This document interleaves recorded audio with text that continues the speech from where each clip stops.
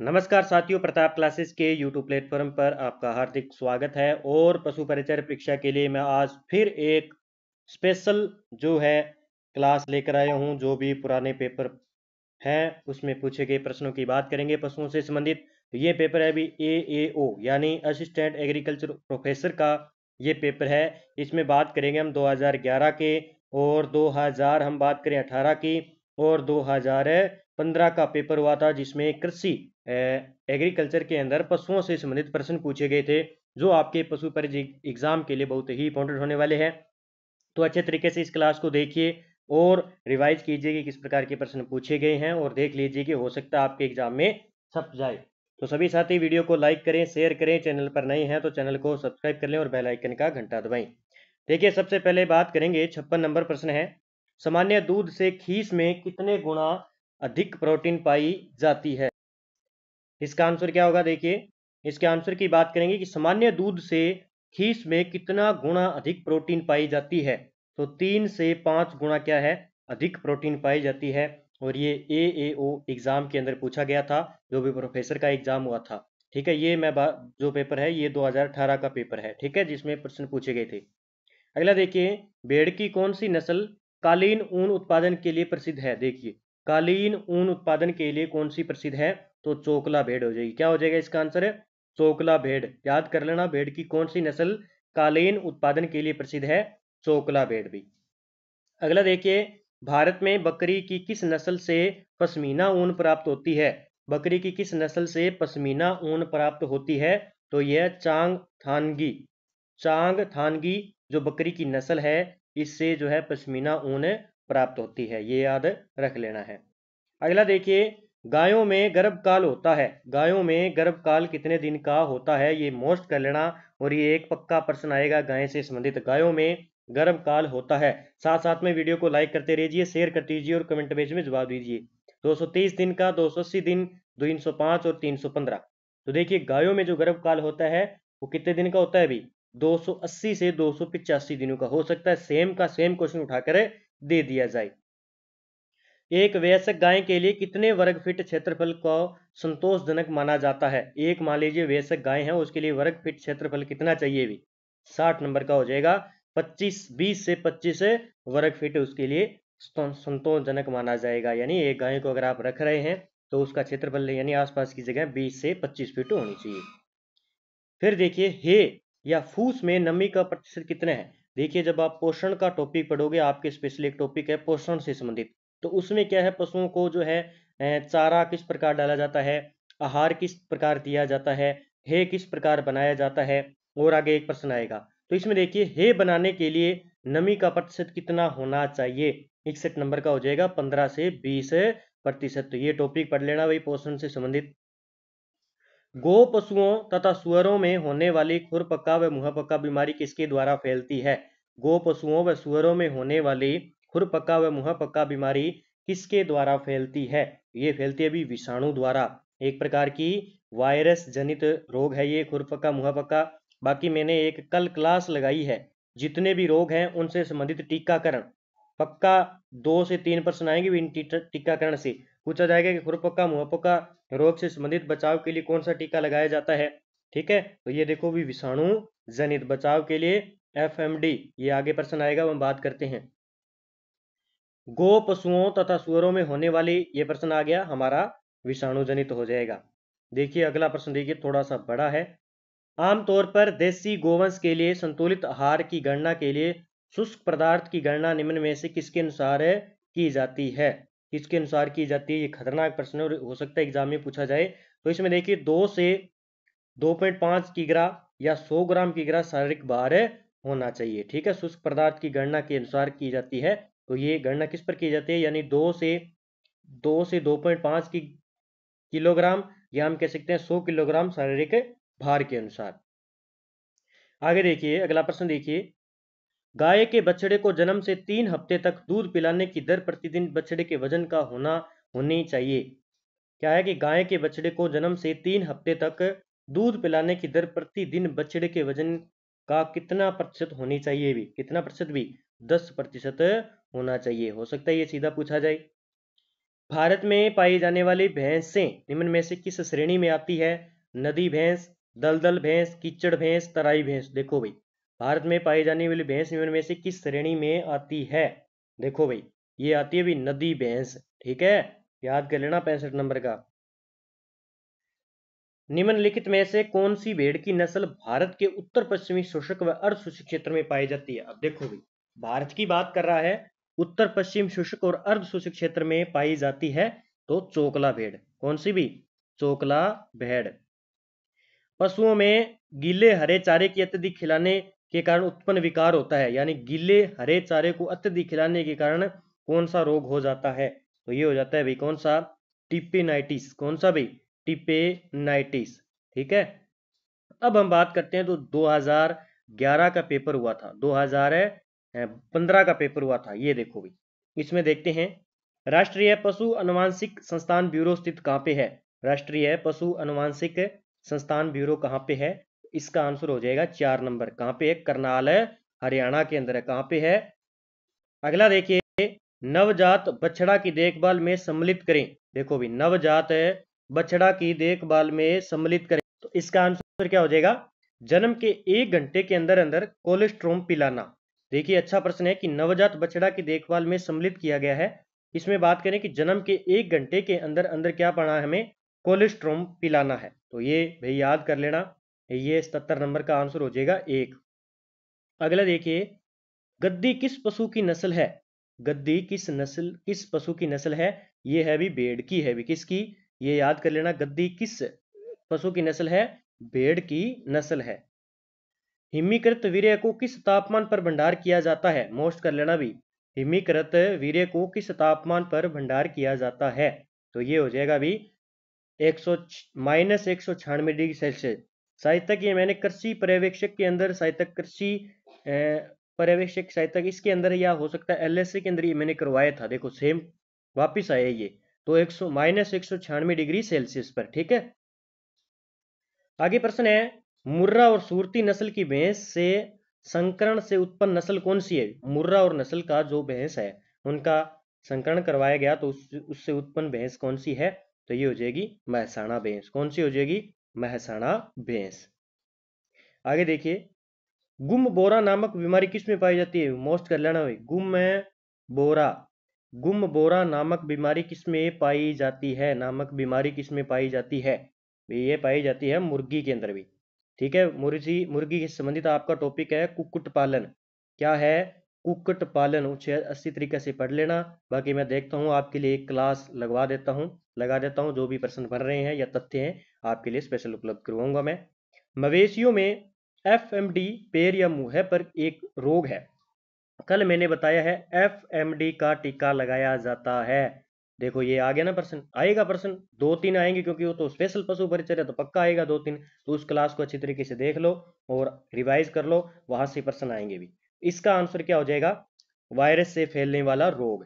ठीक है, तो पैर व मुंह कौन सा होता है भी? खुरपका मुंह पक्का रोग होता है, उसमें एमएफडी का टीका लगाया जाता है। देखिए 2-3 टीके थे, जैसे एसएच का टीका है, एक पीपीएफ का टीका है, ये 2-3 टीके थे, वो अच्छे तरीके से पढ़ लेना, वहां पे मैंने बताया। तो ये नाम वाले तो टीके पढ़ ही लेना। आगे देखिए, रानी खेत एक रोग है। देखो ये तीनों पेपर में एलएसए के अंदर पूछा गया था, फिर कृषि पर्यवेक्षक में, और इसमें भी फिर आ गया कि रानी खेत। पहली बात तो हम बात करें किससे? मुर्गी से संबंधित है। किससे संबंधित है? मुर्गी से संबंधित रोग है रानी खेत। और किस प्रकार का है भी ये? एक विषाणु जनित है, वायरस जनित है, विषाणु जनित है। ठीक है, निम्न में से गाय की कौन सी नस्ल भार संबंधी कार्य के लिए नहीं है? देखिए, नागौरी बेल आपको पता है, मालवी है, अमृत महल है, तो इसमें कौन सी नहीं होगी? राठी जो है स्पेशल दूध के लिए होती है। ठीक है, तो ये बाहर के लिए नहीं होती है। अगला देखिए, भैंस की निम्न में नस्लों में वसा की मात्रा सबसे ज्यादा पाई जाती है, किस भैंस की नस्ल में? मुर्रा नस्ल में, बदावरी में, सूरती में, जाफराबादी में। तो बताइए इसका आंसर क्या होगा कि भैंस की निम्न में नस्लों में वसा की मात्रा सर्वाधिक पाई जाती है। तो इसका आंसर हो जाएगा 2 नंबर, भदावरी के अंदर। ठीक है, अगला देखिए, सरसों की खली में लगभग प्रोटीन की मात्रा होती है। जब हम तेल कढ़वा तेल कढ़वाने जाते हैं, तो वहां पे जो है सरसों की खल निकलती है। क्या निकलती है? सरसों की खल निकलती है, और हम पशुओं को डालते हैं, तो उसमें प्रोटीन की मात्रा कितनी होती है? डेली यूज करते हैं हम, तो उसमें प्रोटीन की मात्रा होती है 35% मात्रा होती है भाई उसमें। ठीक है, आगे देखिए, दूध निकालने की सर्वोत्तम विधि कौन सी है? दूध निकालने की सर्वोत्तम विधि, देखना आप कभी भी घर पर देखते हो अपने मम्मी या दादी दूध निकालती है तो मुट्ठी बांध कर मुट्ठी बांध कर दूध हमेशा निकालना चाहिए। ये गलत है, ये गलत है और ये गलत है। तो एक नंबर सही होगा मुट्ठी बांध कर, यानी मुट्ठी से पकड़कर उसका क्या करना है, दूध निकालना है। तो ये अच्छे तरीके से एग्जाम में पूछा जा सकता है। अब बात करते हैं हमें 2011 का पेपर। 2011 के पेपर के बारे में देखते हैं, इसमें बहुत ज़्यादा प्रश्न पूछे गए थे। देखिए, सबसे पहले मैं बात करूंगा वी संक्रमण के लिए निम्न में से साधारणतः कौन सी चीज काम में लेते हैं? वी संक्रमण के लिए यानी वी संकरण करने के लिए कौन सा जो चीज साधारणतः काम में ली जाती है, तो वो है आयोडीन का टीचर। ये पूछा जा सकता है भी, आयोडीन का टीचर। फिर अगला प्रश्न है, गाय का प्रसव उपरांत प्रथम दुग्ध कहा जाता है? यानी गाय जैसे प्रसव, गाय प्रसव उपरांत प्रथम दुग्ध को क्या कहते हैं? टोंड दूध, मक्खन दूध, कोलेस्ट्रम दूध, क्या कहते हैं भी इसको? देखो एक और अगला, पनीर। 4 नंबर, गाय का प्रसव उपरांत प्रथम दूध कहा जाता है, इसका आंसर क्या हो जाएगा भाई? 3 नंबर, इसे कहते हैं कोलोस्ट्रम। क्या कहते हैं भी? कोलोस्ट्रम कहा जाता है। अगला देखिए, निम्नलिखित में से युवा बछड़ा या बछड़ी का रोग है? निम्न में से युवा बछड़ा या बछड़ी का रोग कौन सा है? मान गए ना, ये सीधे की सीधे आएंगे, आपने बहुत पढ़ा होगा लेकिन ये नहीं पढ़े। निम्नलिखित में से युवा बछड़ा बछड़ी का रोग कौन सा इनमें से? तो कौन सा हो जाएगा? ओस्टियोपोरोसिस। याद कर लेना भाई, ओस्टियोपोरोसिस रोग है जो युवा बछड़ा या बछड़ी में होता है। ठीक है, ओस्टियोपोरोसिस। फिर IVLP का पूरा नाम क्या है? IVLP का पूरा नाम क्या है? 84 नंबर, 4 नंबर, इंस्टीट्यूट विपेज लिंकेज प्रोग्राम। ठीक है। अगला देखिए, 85 नंबर, निम्न में से कौन सा ट्रेनिंग संस्थान है? इनमें से कौन सा ट्रेनिंग संस्थान है? तो 2 नंबर है KVR। ठीक है। मुंह पक्का खुर पक्का रोग होता है, देखो ये मैंने कहा था 2-3% दो बताए थे, गलघोंटू रोग, एंथ्रेक्स रोग, मुंह पक्का खुर पक्का रोग, और एक रोग कौन सा हो जाएगा? सर्रा रोग। अच्छे तरीके से पढ़ लेना। और दुग्ध ज्वर, ये पक्के यहां से सीधे आएंगे और ज्यादा प्रश्न नहीं पूछा जाएगा। खुर पक्का मुंह पक्का तो रट दो आंगली पर, जो बाकी लगभग मैंने प्रश्न करवा दिए हैं। तो 86 नंबर का आंसर हो जाएगा विषाणु के कारण। किसके कारण होता है? विषाणु के कारण होता है। थन की सूजन कहलाती है भी, थन की सूजन कहलाती है। थन की सूजन क्या कहलाती है भी? ये कहलाती है गैस टाइसिन। ये थन वाला रोग किस में होता है? थनैला रोग के अंदर। किसमें? थनैला रोग के अंदर, जिसमें पशु का क्या है, जो थन का भाग है ऊपर वाला गद्दी जिसे कहते हैं, ये सूज जाता है, गर्म हो जाता है, अकड़ जाता है। तो यहाँ पे थनों में प्रॉब्लम होती है। अब देखो, बछड़ी प्रजनन योग्य हो जाती है कब? बछड़ी प्रजनन के लिए कब योग्य हो जाती है? तो 2 नंबर, 4 से 5 वर्ष की जब बछड़ी हो जाए तो वो क्या होती है? प्रजनन के लिए योग्य हो जाती है। ठीक है। तो सीधी भाषा में गए कि आस लागन खातर तैयार हो जाए। देसी भाषा में कहते हैं कि हमारी बच्ची अब आस लागन वाली है, बोलगी बच्ची। सीधी सी बात, तो 4-5 वर्ष की बच्ची। अजमेर जिले में भैंस पालन हेतु नस्ल की सिफारिश की जाती है। अजमेर में भैंस पालन हेतु नस्ल की सिफारिश की जाती है, तो वो की जाती है भी सूरती भैंस की नस्ल। निम्नलिखित में से दुधारू पशुओं की नस्ल कौन सी है? निम्न में से दुधारू पशुओं की नस्ल कौन सी है? हरियाणा, नागौरी, सट्टीवाल, मेवाती। तो इसमें बताइए दुधारू पशुओं की नस्ल कौन सी है अभी? तो सट्टीवाल, ये क्या है? दुधारू पशुओं की नस्ल है। अगला देखिए, गोवंश की गिर नस्ल उपयुक्त है? गिर नस्ल की बात करेंगे तो जालोर क्षेत्र, जालोर क्षेत्र यानी गुजरात के आसपास का क्षेत्र हो जाएगा। ठीक है। अच्छी नस्ल की अच्छी नस्ल की गिर गोवंश की दुग्ध उत्पादन क्षमता कितनी होती है? यानी जो गिर गोवंश है उसका लगभग दूध उत्पादन क्षमता कितनी होती है भाई? वो भाई 2000 से 2500 लीटर तक दूध क्षमता होती है उसकी उत्पादन, हम बात करें तो। गाय के पाली में आने के पश्चात कृत्रिम गर्भाधान हेतु उपयुक्त समय होता है? तो ये भाई इस प्रकार के हैं कि गाय के पाली में आने के पश्चात कृत्रिम गर्भाधान हेतु उपयुक्त समय होता है। तो देखिए प्रश्न नंबर हम बात करेंगे 93। इसका आंसर क्या हो जाएगा? 12 से 18 घंटों के पश्चात। ठीक है, तो गाय के पाली में आने के पश्चात कृत्रिम गर्भाधान हेतु उपयुक्त समय कौन सा होता है? तो 12 से 18 घंटा के बाद।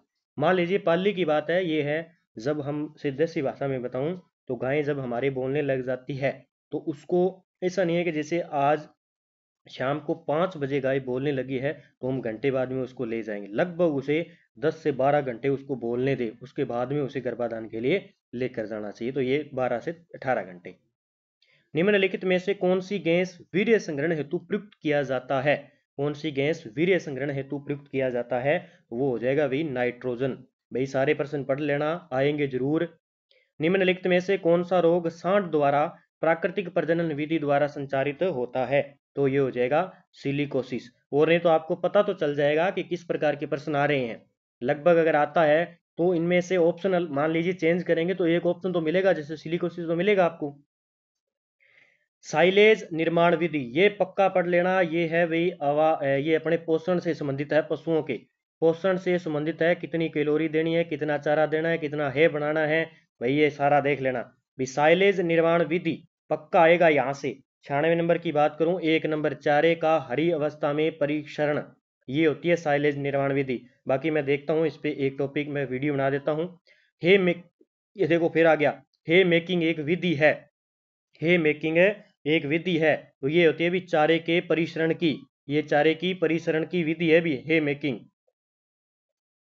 पाइका रोग होता है, पाइका रोग किस कमी के कारण होता है भी? पाइका रोग की बात करें तो ये खनिजों की कमी से पाइका रोग होता है भी। अगला देखिए भी, ओस्टियोपोरोसिस रोग का संबंध पहले आया था ना, देखो ओस्टियोपोरोसिस का रोग जो है वो किस कारण होता है? तो इसका भाई क्वेश्चन वैसे डिलीट किया गया है, पहले हमने पढ़ा था जो युवा बछड़ी और बछड़े में होता है वो रोग कौन सा होता है? ओस्टियोपोरोसिस रोग। ग्रास टिटेनी रोग का कारण क्या है? ग्रास टिटेनी रोग, तो ये भाई कुछ अंदर जो है इसके अंदर आ रहे हैं फलों से संबंधित, जो कृषि से संबंधित भी है इसके अंदर डाल दिए गए हैं, तो मैग्नीशियम की कमी के कारण। मूंगफली की खली पशुधन हेतु उत्तम स्रोत है, जो मूंगफली है उसकी जो खल बनाएंगे वो किस विटामिन का काम करेगी इसके अंदर? तो प्रोटीन का काम करेगी, ये भी बहुत अच्छा है। अब जो मूंगफली निकाल रहे हैं अभी, हम कह सकते हैं सीजन है तो चारा डालना चाहिए, बहुत अच्छा है।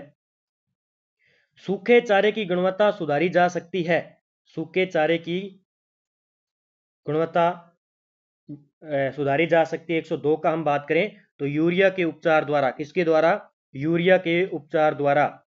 रोमंथी पशुओं में अमाशय का प्रेन प्रकोष्ठ कहलाता है, तो ये थोड़ा सा, रोमंथी पशुओं में अमाशय का प्रेन प्रकोष्ठ क्या कहलाता है भी यहां से?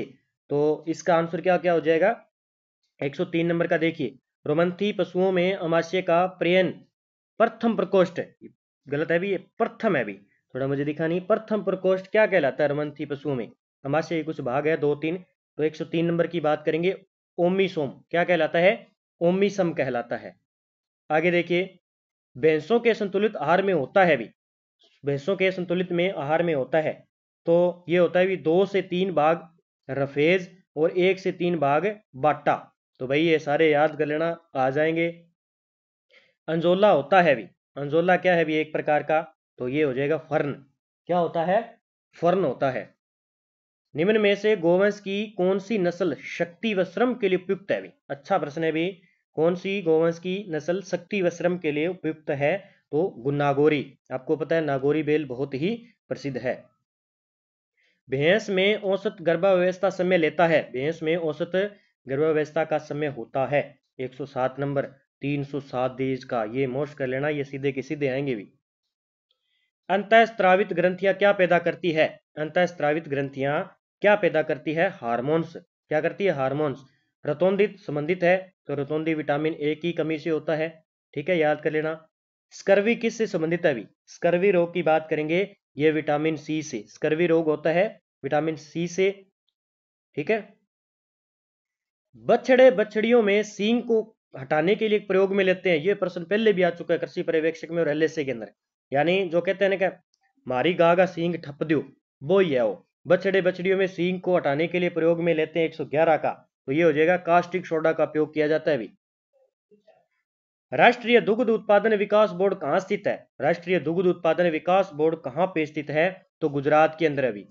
भारतीय कृषि अनुसंधान का कार्यालय कहाँ स्थित है? भारतीय कृषि अनुसंधान का कार्यालय कहाँ पे स्थित है? तो ये नई दिल्ली के अंदर अभी। कहाँ पे? नई दिल्ली के अंदर है। आगे देखिए, ये रहा। ब्लैक क्वार्टर किस पशु की बीमारी है अभी? ब्लैक क्वार्टर, ठीक है, तो किस पशु की बीमारी है अभी ब्लैक क्वार्टर? तो इसका आंसर आपको देख के बताना है कि ब्लैक क्वार्टर किस पशु की बीमारी है। ये बीमारी है ब्लैक क्वार्टर, ऊंट की, घोड़ा की, गोवंश की, कुत्ता की, बताना है अभी इसका, ठीक है। ये शायद तक सर्रा रोग को ही कहते हैं मुझे लगता है, बाकी आप देख लेना भी इसका आंसर क्या होगा।